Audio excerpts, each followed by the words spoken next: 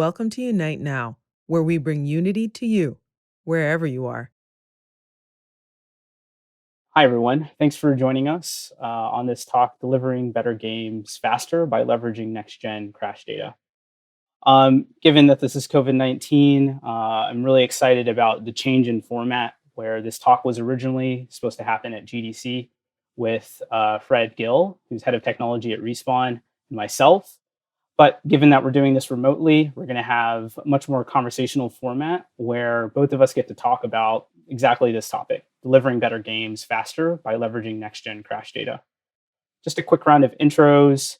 The guy talking right now, my name is Abel. I'm co-founder of Backtrace, where we build a crash analysis and debugging solution for the game market, as well as a number of other markets.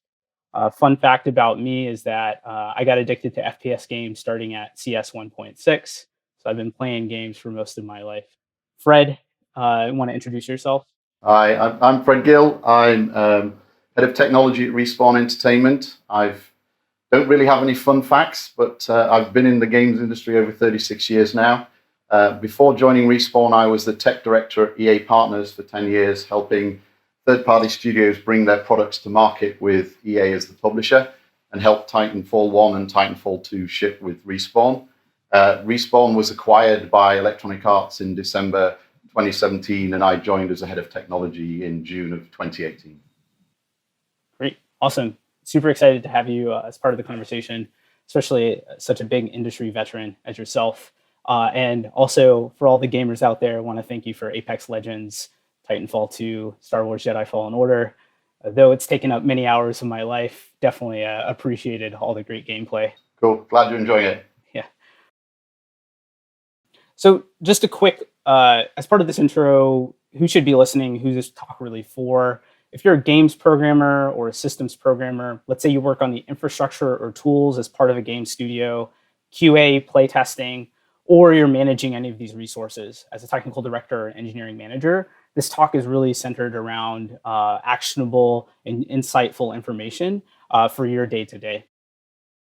As part of this talk, we're going to start off with the obligatory intro of why you should care more about crashes. I feel like this is common knowledge in the gaming industry today, but it's always good to refresh ourselves given that crash analysis and debugging crashes, even though it's part of everything that we do, it's still something that's been kind of put off to the side. And so remembering why crashes are important is what we'll focus on initially. But really what we want to talk about is, given where most systems are today, what's the next-gen systems look like? And in fact, those next-gen systems already exist and how they can prove your best practices and the way that you operate for resolving crashes across the game lifecycle. One key thing that I feel like I don't have to say to anyone in the games world is that crashes and hangs are inevitable. With very few exceptions, your game is going to crash or hang in the wild. If you're producing a PC game, it could be massive amounts of different configurations, different graphics cards, different amounts of RAM, not meeting the minimum requirements. But even on consoles or fixed sets of hardware, we still see massive amounts of crashes happening to game. And that's just because you cannot predict all of the different scenarios in which your game will be tested. Even the best QA and testing systems, which we'll talk with at Fred as well, at the biggest AAA game studios, they don't catch all the crashes. Millions of users means millions of combinations of environments, means more game crashes. And the really easy way to talk about why you should focus on game crashes is game crashes means angry gamers, which means lost revenue, potential trolls or haters on forums talking about how much they hate crashes of your game, which ultimately leads to a less successful game.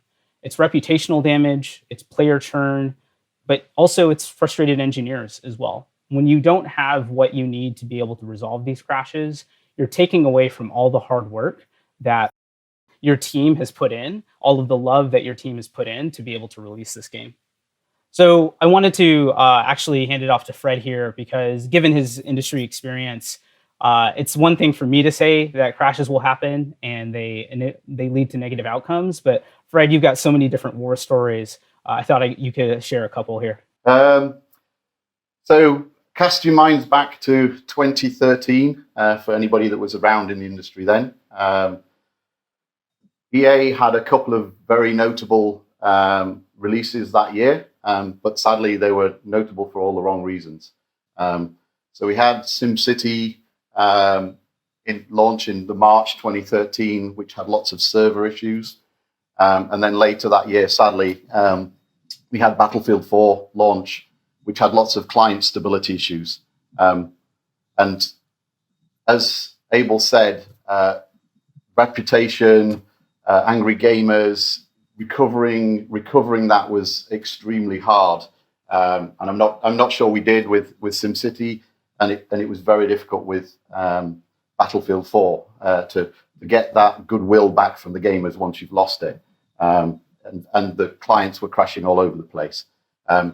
EA had in its infancy something then called system test. If you want to press the which set out with EA to create what we call boring launches. So we do a lot of work around the time a game ships, kind of the year up to a game ships. And around 2013, even then, you could see that a lot of games were becoming live services. So they'd launch, but there'd be an online component, whether that was free updates for a year or whether it was a live service that people paid for, etc. Those were developing. So we wanted boring launches, so few issues when we launched, so few server crashes, few client crashes, working together seamlessly. So we run this program called System Test, which is load testing, spike testing, reliability testing, stability testing on the client and the servers before we launch. And a key part of that is for an online game like Apex that has a client and a server is understanding the crash rates of the client and the crash rates of the server. But as Abel said, with the best will in the world, system test gets close. It doesn't mirror what the public do when they get hold of our game. So as good as our QA is and as good as system test is, there are still errors and problems that leak out when we ship a game. No game launch is ever completely perfect. But with the system test process we've had in place for this past 7 years, every time we launch a game, we learn from it and we get better and better and better. So you'll have seen that lots of EA launches recently have been much more stable and what we call boring. The best thing for us is when we have a war room of people that we bring together for those launches, that they are completely bored because there's nothing to do, no fires to go and fight, no servers to go and investigate why they're crashing, etc. As Abel said, it's a key part of our philosophy to minimize those before we launch. Yeah, and it's also really interesting to hear that even as late as 2013, marquee titles like Battlefield 4 were the catalyst for you all creating the system test, the boring launches, the live services. Just curious, talk to me about the effort that went into actually making boring launches a thing. Was it a massive team effort? We created a group within EA to kind of help manage it and pull everybody together from all the different groups and to make sure the learnings from every single launch were carried forward to the next launch. It was a few hundred people that ended up consolidating this into a repeatable process for all of the games. So yeah, an absolute massive focus because the reputation of our game launches fed into the reputation of EA. It's not a good place to work as a company or to work on a product when it launches and it's crashing lots, because it can take days, if not weeks, to go and find and fix those issues in the wild, depending on the systems you've got. Again, we'll come to some of the systems EA built later on as part of this system test process. Yeah, it's fascinating to me. Hundreds of people contributing to, because as you said, you work on a game for years just to have it fail potentially because of game crashes. It's a huge travesty. And by the way, as someone who tried to play Battlefield 4, I feel the pain. I was really looking forward to that title, and just the massive amount of client crashes really was a detriment to my gameplay experience. So Really appreciate that perspective, Fred, because it really gets us on this idea of something as big as EA, as big of a title as Battlefield 4. In-house and free solutions often suffer from the same problems. What you guys were probably seeing is that you had to come together to make sure that you had full coverage. What we'll talk about later in this conversation is that these kind of in-house solutions often have long maintenance cycles because it's not necessarily a dedicated team that's constantly working on the crash analysis solution. It's a team that's working on a full set of tools for the development of games. Oftentimes, we run into it not being cross-platform and having different silos of data. Your PS4 data may live in another place compared to your Xbox data, compared to your PC data, compared to your mobile data. And honestly, in the way you've kind of described it, Fred, in some of our conversations in the past, in many times it becomes more of a pain than a solution, where you're just constantly kind of shaking your fist in the air at the in-house solution because you want more data from it. You want to be able to do different types of analysis. So today, and like the rest of this conversation, we really want to talk about how next-gen crash analysis solutions bridge this gap, and being able to do that with Fred and doing a deep dive in all of their different processes. When we talk about next-gen crash analysis, I kind of want to break it down in the following ways. The first is, how does next-gen actually adjust the kind of data we can capture? And in many cases, it's far more data, but what does that data look like? Now that we have more data, we go to this next idea of crash grouping or deduplication, which is a fundamental part of any good crash analysis solution. When you have millions of crashes coming in, being able to understand whether that crash is unique really represents the switch over into these next generation systems. With that fundamental base unit of a crash group, we can improve analytics to be able to improve prioritization and investigation, as well as build intelligent workflows on top of it. When we talk about crash data and the first facet of the next gen of crash analysis, it's now gathering as much data as we can at the event of a crash. This could be everything from the crash dump to auxiliary log files, the operating system driver and system information. If you're used to systems like WER, you may see some of these things from those reporting mechanisms. Even in-house solutions like Fred will talk about with Bug Sentry and the like, some of them capture this information, but it's really about making sure you can consistently capture this across all platforms. Additionally, you may want to add your own custom metadata, things like which game level was being played, what's the session ID, so that you can track that to the game server. Also, with consoles and even in some cases PC, you may have video playback, the events that led up to the crash. All of this data really matters for your ability to be able to prioritize the crashes. So you can say things like, I want to make sure that all the crashes on my PC launch are being resolved as quickly as possible. Additionally, it matters to investigation. There's nothing more frustrating as an engineer, being a software engineer myself, when I'm investigating a crash and telling myself, if only I had this one piece of data, I could test against this hypothesis, which often case isn't available to me when I'm looking at crash data through existing capture mechanisms. I thought it might also be interesting for Fred to talk about the type of data they capture in their crash analysis solutions across a couple different titles at Respawn. So one of the key things for us is ensuring we comply with GDPR, that we respect people's privacy.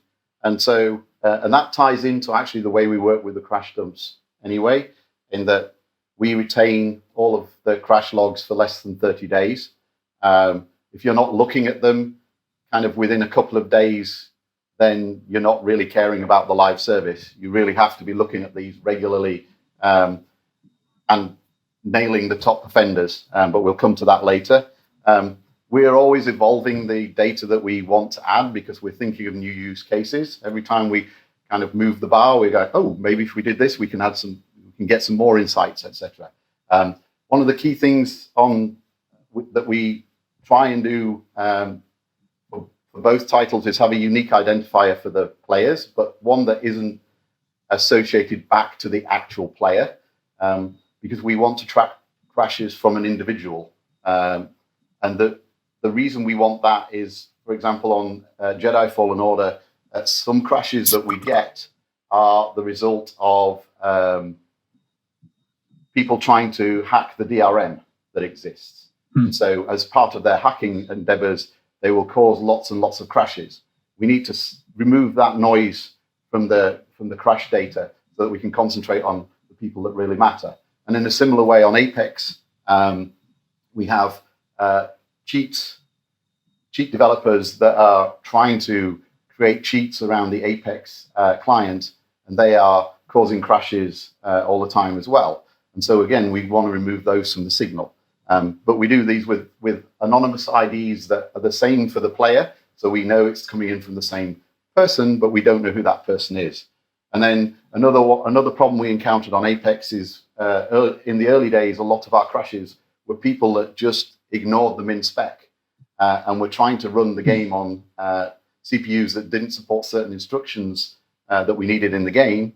And so a lot of our crashes were from people trying to play the game just on machines that weren't capable of running it. And again, you need to remove that from that noise from the signal so you can concentrate on fixing the problems for the real players. Those are the main kind of insights from us on data at this point.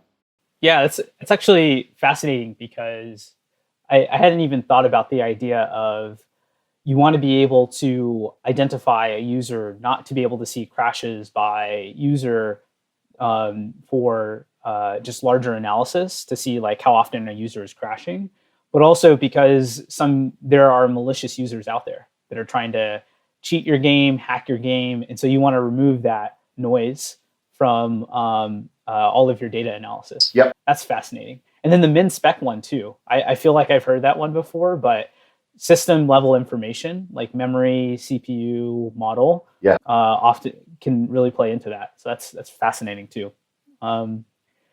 Good stuff. So when we talk about crash data and everything that Fred talked about, so the top level, which is the crash dump, and then having a specific retention period for that, metadata or attribute data so that you can be able to actively prioritize that issue. When we talk about games like Apex Legends, and Fred, correct me if I'm wrong, you're talking about potentially hundreds of thousands of crashes at any given point in time, given the massive user base that you guys have. It's not that level. It's certainly thousands a day. Okay, well, even thousands a day, as any human being, I could not properly analyze 1,000 crashes and be able to look at which ones are similar, which ones are not. Fred will actually share a story here in a bit, but in our conversations, we've talked about how a lot of game studios, that's actually what they're doing. They're getting an email report and they're looking at which issues are happening, which ones am I used to, which requires someone who knows the ins and outs of the system, knows historical data about the crashes. And this is where deduplication really comes in. Deduplication attempts to map crashes and errors into an associated set or an underlying group. So here you see in the diagram, being able to map errors A and B to a single fingerprint, which allows you to then really focus on these unique issues. And the idea is that a group or a fingerprint fundamentally maps one-to-one to a root cause there. Obviously, though, and we'll talk about this becomes a very complicated problem. Deduplication is non-trivial, given all the information that comes in with the crash. But the difference between looking at 3,000 crashes versus 150 crashes is significant to any development team that's trying to produce a good quality game. It also allows you to use that group as the base unit for your analysis. So on a per fingerprint or per group basis, now you can look at what are all the different PC graphics cards that were being used during this crash, this specific unique group there, which we'll talk about just here in a bit. However, deduplication, as I said, is not a trivial. It's a non-trivial problem. And that's because if you look at existing methods, and if you just think for a couple minutes about how you would potentially solve this problem, using the complete call stack means that you're going to get a lot of groups that really should belong together. And that's because on different platforms, even different operating versions of an operating system, your beginning frames may actually look different, even though the crash is fundamentally the same thing. Using the innermost frame also doesn't work because it doesn't fully summarize all the different paths that could reach that frame as well, which is the same shortfall that something like using an assertion string or exception class, which we see a lot of different solutions attempt to do. If you're simply just saying that these are all the crashes that I saw from an unhandled exception because of a hang, then you're not really getting all of the data you need to be able to accurately group. This is further complicated when you talk about developing in C++ or having your program translated to C++, where you get incorrect call stacks, you get incorrect call stacks due to things like optimization, anonymous functions, templated functions, make this problem even harder. And so deduplication can often be the bane of one's existence when looking at crashes, because you may be looking at one crash, but you don't have enough data because there's a larger group of crashes that belong to the same root cause. Or you may be looking at tons of different crashes that are all being grouped together, but they're completely different things, which actually leads to this example of when you use event-based and concurrent systems. So here you can see in the diagram that everything after these red arrows is fundamentally the same call stack. CRPU enter goes to assert. However, the entry-level functions that led up to CRPU enter are different. Now, in a traditional system, this would be either, if we were just grouping on assert, this would all be grouped into a single group. Even if we're just grouping on CR timer set dispatch current level 1, it would be one group. But if we were grouping by the complete call stack, this would be two different groups here. So event-based systems, concurrent systems can actually introduce yet another level of complexity as to how you accurately group your crashes together.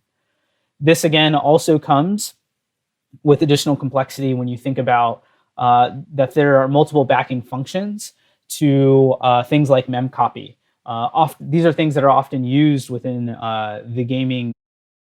games to be able to get the most performance. And again, this will introduce more complexity into deduplication. All of this is to say, this is a problem that we've been thinking about quite a bit at Backtrace. And when we look at how typical solutions solve it, we understand the complexity of it. And in fact, we've put a lot of effort into trying to think about what's the best way to group crashes. But the flip side of that is when crash grouping just isn't doing you any favors, it becomes a huge pain. And so, Fred, I know you got a couple stories with Apex Legends, WER, and the like. So EA has a technology called Bug Sentry that is pretty good. Does crash reporting, can collect memory stats, etc. But at the time we were looking to launch Apex, we estimated the amount of work to integrate that and get the data flowing through to the back end so that we could work with it. And you have to remember at this time that Respawn had just been an independent studio, so it was fiercely independent, had its own technology base, and so hadn't leveraged any of EA's technology stack. So adding in new technology from EA, there's a barrier to entry.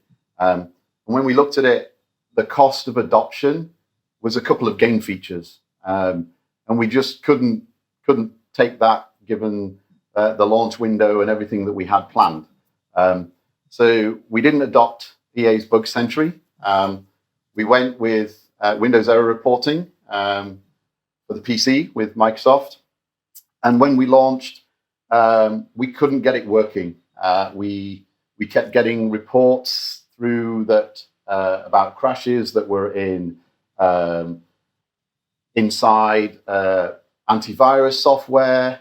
It was just a load of noise. And so very quickly, I think within the first month of launch, after trying multiple times with Microsoft to get the data flowing properly, we went to an alternative solution, and we wrote a very, very simple crash handler ourselves that just created a text file in your local documents folder, and we had the community mail through those to us. They could see there was no personally identifiable information in there.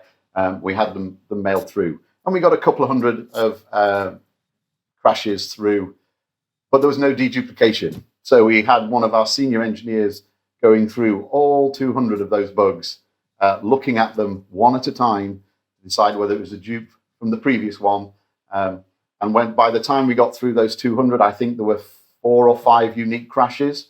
We managed to nail 4 of those, and we got rid of a significant number of our crashes in the game. And we had built a system, a fairly simple system for just logging how many crashes, disconnects, etc. we get. That's pumped through to us live, so we can see data in real time that we can react to. But this crash handler helped us get into an okay position. And then it was obvious to us that we needed something stronger and better than that. And so we looked at Backtrace.io around GDC last year, and had some initial conversations, and we actually tried it on JFO first. Again, Star Wars was coming up to launch. We were looking at how long it would take to integrate Bug Sentry. Again, no tech stack from EA. And so we were looking at features. When we adopted Backtrace, I think we had, from the initial call to having data flowing through, was something like, into the back end and in a dashboard that we can look at, was something like 4 hours, because there was a plugin that existed for UE4.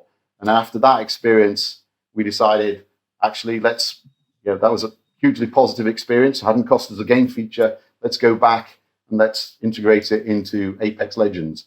And that took us a couple of days, some quirkiness around our anti-cheat solution, etc. But we had data, again, flowing through within a couple of days. And again, for us in Apex, that's not a game feature that we're having to cut at that point. Yeah. So interesting to hear the genesis of using Backtrace or a next-gen crash analysis solution. When we talk about deduplication and grouping, you mentioned with WER kind of this egregious grouping of errors, crashes all into antivirus. I mean, talk to me just about how frustrating that was for your engineering team. And how did you guys even solve crashes at that point? Oh, we didn't. We had nearly 4 weeks with not just us being frustrated at the fact we couldn't help our community, but the community, particularly the PC players that this was affecting. It was being very frustrated with us. It was not healthy at all. And I think our community manager put out a few kind of messages to calm people that we were working on it, and we were trying to get the data to flow through properly with Microsoft. It was just so frustrating, and in the end, just one of our senior engineers just said, "Look, I'm going to write a crash handler and spew out a small text file. People can just email them in," and that took about a day, 2 days to get it through the pipeline. So I think it was about a month after we shipped, we finally started getting proper PC crash data through. And that from that point onward, we were able to help people. But it was it's debilitating. We just felt like we were letting the community down. Not a good place to be. Yeah, Fred. So we were talking about grouping and deduplication, and it was really interesting to hear about the genesis of you all using Backtrace.io. One of the things you mentioned, though, was WER and how it was grouping all of the crashes into a single group that was due to antivirus. How did you guys even solve crashes then? Talk to me about how that was frustrating to your engineers. Yeah, we didn't solve crashes then. We had about a month where we were working with Microsoft to try and get the data flowing through properly, remove kind of the noise, this false positive. We didn't solve it. And it was hugely frustrating for the team. We felt we were letting down our players because this was affecting the PC community. And it just genuinely is not a good place to be, because we weren't able to help our players. We weren't able to fix their problems. They were rightly frustrated with us. And in the end, just one of our senior engineers said I'm just going to write a crash handler. It'll output a simple text file. We'll get people to mail it in. And that was a huge sigh of relief from us when we had that in the wild, and it started to show there were only 4 or 5 errors that were really causing problems for people. But it wasn't a sustainable system. So moving to Backtrace IO allowed us to put in something that's repeatable. It does the deduplication, so we don't have to have an engineer looking through them all, and it really focuses you down on the handful of issues you really do need to solve that affect 90% of your community. Yeah, well, it's actually what I love about your story is that it also shows the life cycle of what it looks like with bad deduplication. So on one end of the spectrum, everything just gets grouped together. And so you have no idea what the unique issues are. So it's all antivirus. And your engineers are frustrated, your community is frustrated, you're throwing your fists in the air and you just don't know what's going on. On the other end, though, when you guys built your own crash handler, you were getting these individual reports. And so as you mentioned earlier, then you'd be looking at that via email. It would be a human analyzing it. And so when you have highly granular groups, then you actually don't know whether something's already come in or not. And so you're kind of manually doing that kind of, you're manually doing that work there. Yeah. So it really points out how deduplication and getting it as accurate as possible can really mean the difference between incredibly frustrated engineers and community versus waste of engineering cycles versus something that is super powerful and lets you focus on the right thing. Yep. Which, something we've been working on Backtrace for years now, and why, when Fred saw kind of what we produce, in addition to the ease of integration, it's really thinking through what a good deduplication engine looks like. It means being able to remove things like all of the entry-level functions or exit functions. You don't want common crash handler to affect how you're grouping the crash. Additionally, you want to be able to take functions like memcopy SSE2 and say, this is just fundamentally a call to memcopy, because that's what it looks like in my source code. And so Backtrace has spent a lot of time building the rules finite state engine to really solve this problem. Because again, the fundamental issue is getting deduplication as accurate as possible. And what we've noticed is that this leads to a fairly good system to be able to get the base unit of a crash group as close to the root cause as possible. It also leads to better visuals. So going back to the visual I actually showed you guys before, which was it was two different crash groups when it should have been one single crash group.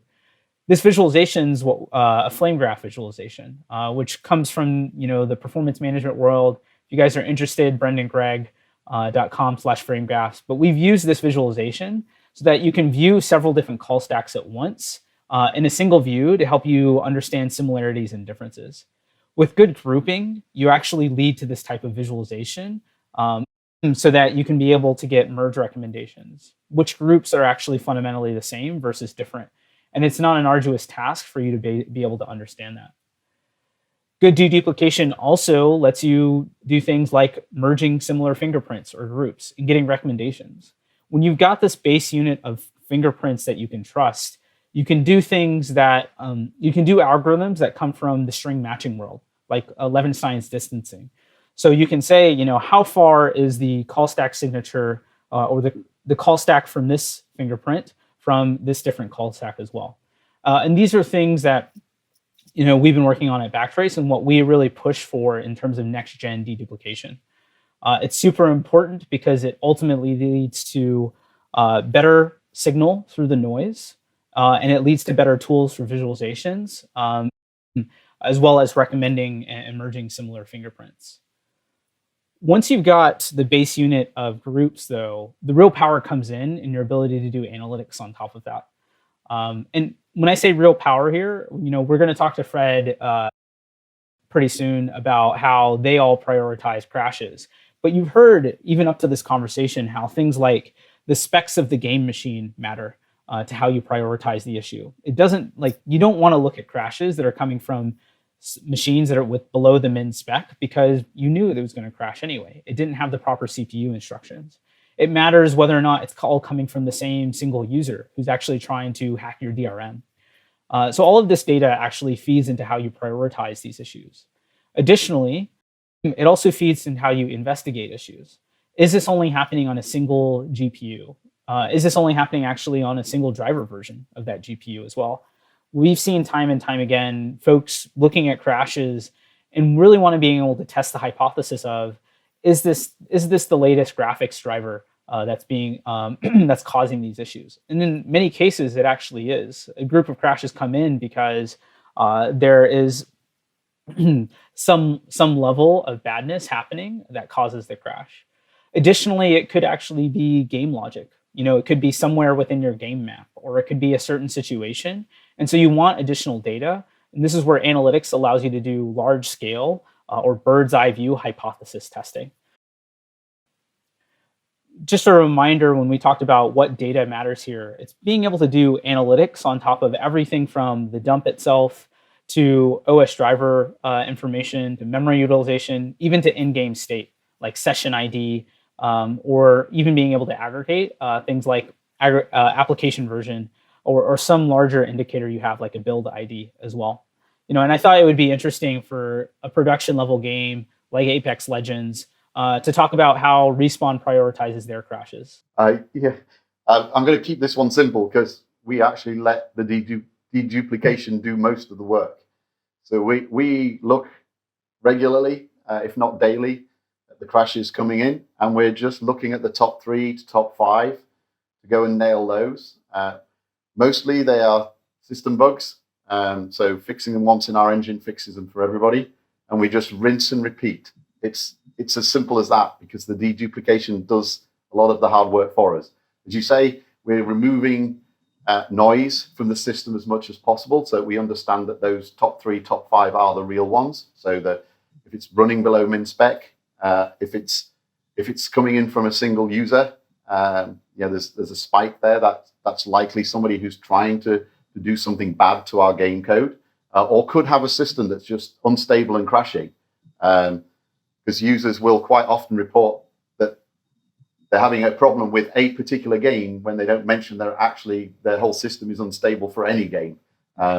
So we just let the deduplication do the work for us and just follow those numbers, but filtering out the stuff that we don't care about, like min spec, etc. first.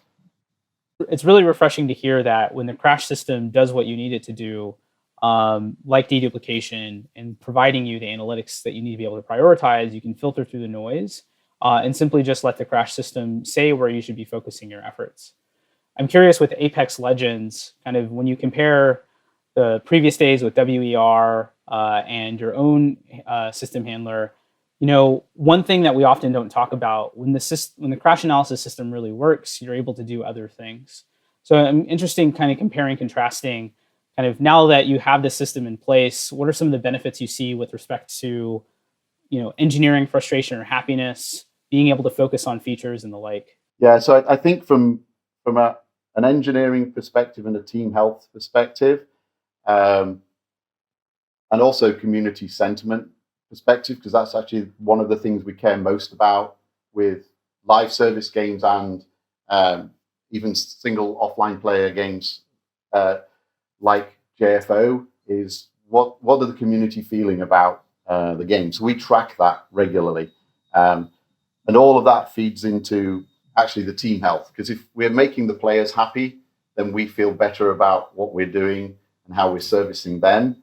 And deduplication and the tools that are in the back end in Backtrace.io just let us focus in so we don't waste time, which means we're freeing up our engineering time so they can fix bugs and then go off and do other things like make new features. And that's really important to us. Yeah, it makes a lot of sense too. As an engineer who's worked on many crashes, not being frustrated by the crash analysis solution makes my job a lot easier, for sure. And appreciate the perspective.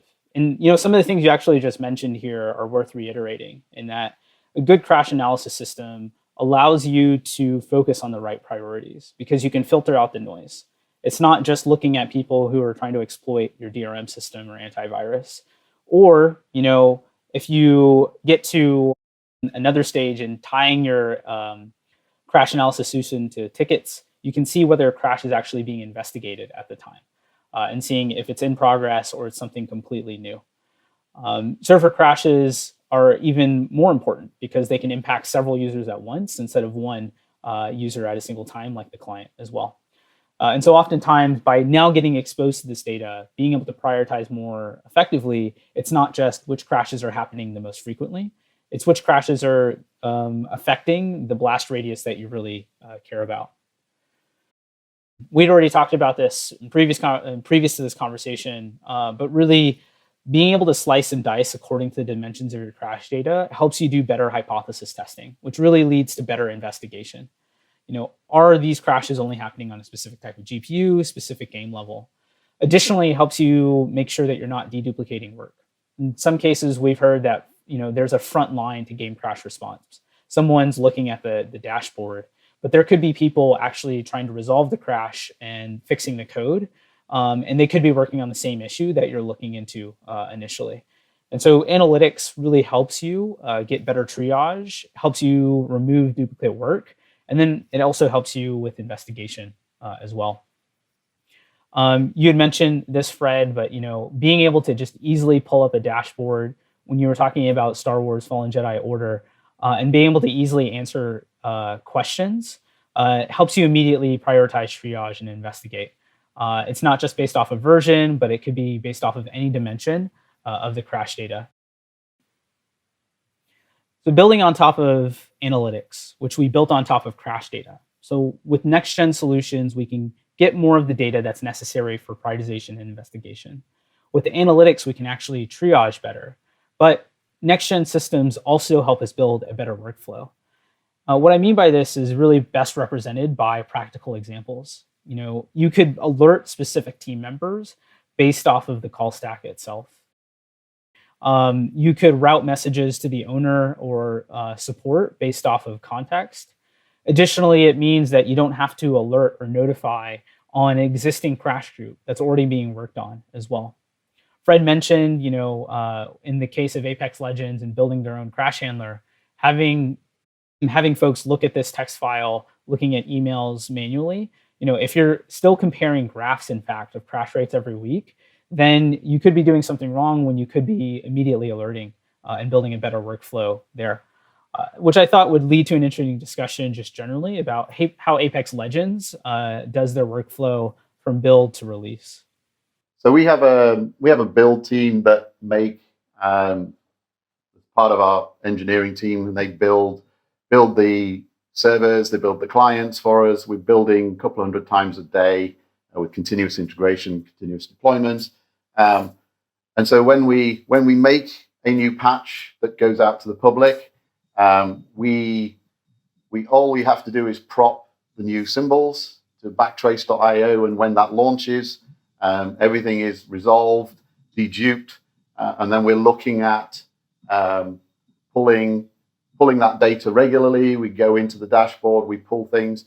I know there's things like Jira integration. We haven't needed or used those yet. They're nice to have for us at the moment.